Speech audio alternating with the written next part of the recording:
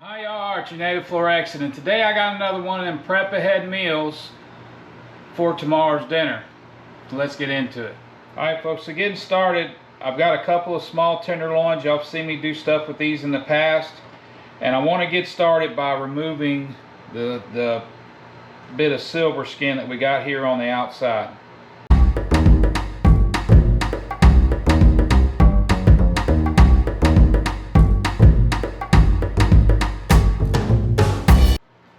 So now that we got that done, I got a couple of 1/4-inch dowels that I'm going to place here. And I'm actually going to start by whacking off this little bit of tip here. We'll set them aside. So what I want to do is I got my long meat slicer here. We're going to rest that blade on top of those 1/4-inch dowels and slice into our tenderloin, and we're just going to kind of roll it, make this fairly an even cut all the way.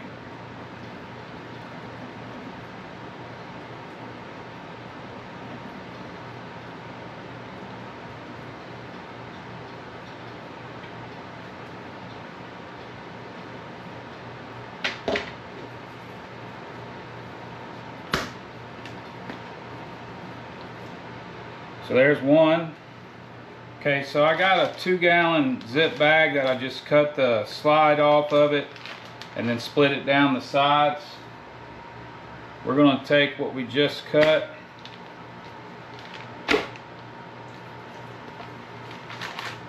open it up like so, fold that over. Now we're not going to hit real hard, but we're going to start in the middle and work our way out just to flatten this out a little more. And there you go. This is about the right size that I want and the right thickness. So on to number 2. Here we go, number 2. Now just to make note, if you hadn't done this before with the plastic, you want to start in the middle and work your way out, kind of doing a glancing blow, and work it like so. You ain't got to sit here and hammer it like you're beating in a 16-penny nail. Okay, so I got some rosemary and some tarragon, and I'm just essentially going to pull the leaves off of it. Just pull it down the stem like so, and then I'll give them a rough chop, and then we'll finish chopping them up in our little food processor. So I got my rosemary and my tarragon, again, just kind of a rough chop before we put them in our little food processor. Put our rosemary in, our tarragon. Then I got some already chopped up green onions that I use for something else. I'm just going to add some of them in there. I got some minced ginger, just going to put maybe half a teaspoon of that in there. I got a couple tablespoons of garlic left in this jar. And then a tablespoon or so of some avocado oil. Put the lid on it, pulse her up.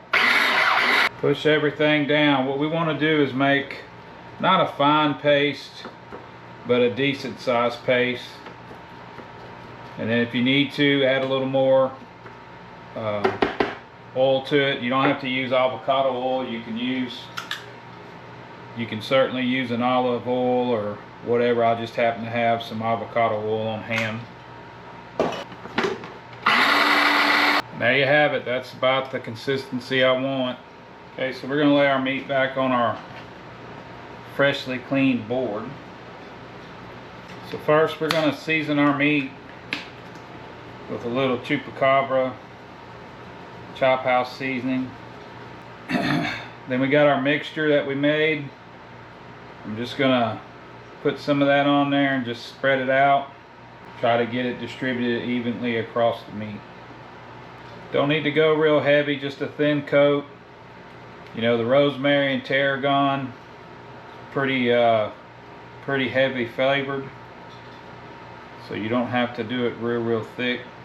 You just want to get it evenly distributed across the meat. All right, now that we got that spread out, we're simply just gonna roll this back up, kind of in the direction like how we cut it. Now we're gonna truss them up with some butcher's twine. So how I generally do that, I start out with a slip knot in one end, pull that knot tight, then I just flip, take my string, and I flip and put a half hitch in it. Come on down. We're going to do this every 1.5 to 2 inches or so, just to get it trussed up tightly. Just tie a simple square knot at the end. And all the stuffing that you squeeze out, just rub it on that outside.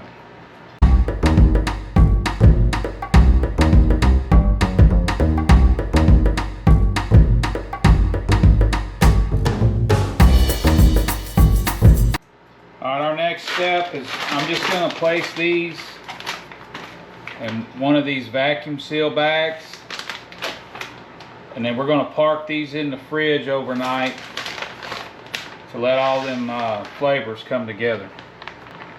Get our seal here.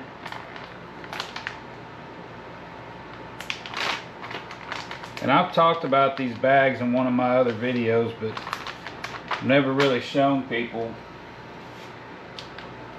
how they work.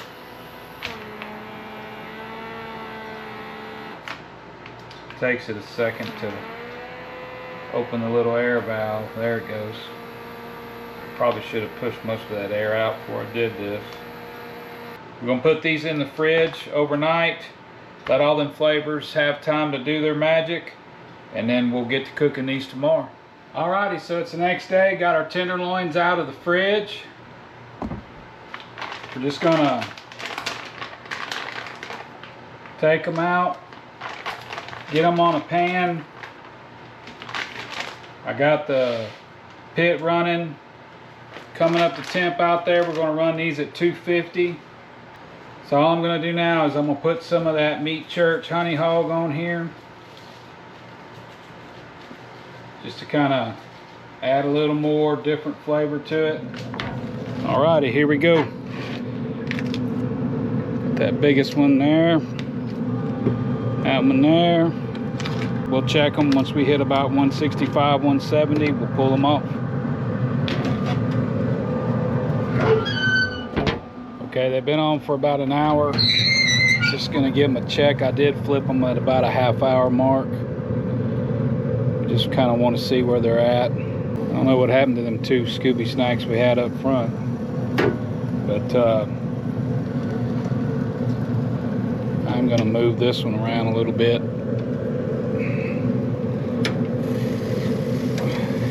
Actually give them another flip. We'll let them run about another half hour. Okay, so it's been a half an hour.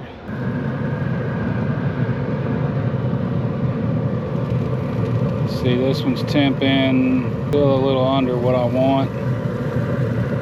So we'll give them another 10 minutes or so and see if they'll come up to temp. I'm gonna move this one over that middle there. All right, folks, it's been about 5 minutes. Let's give her a check here.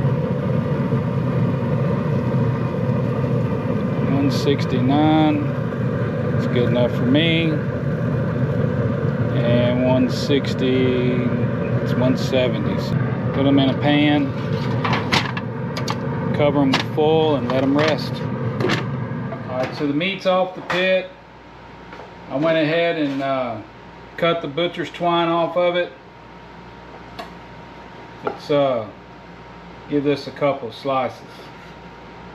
See how it come out. I did forget my Scooby snacks. I had to run back out there and get them. So there you go, folks. That's how she come out.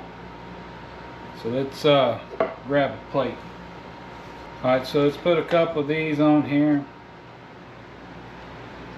Let's get us by that tenderloin. That's good, that rosemary, that tarragon, that garlic.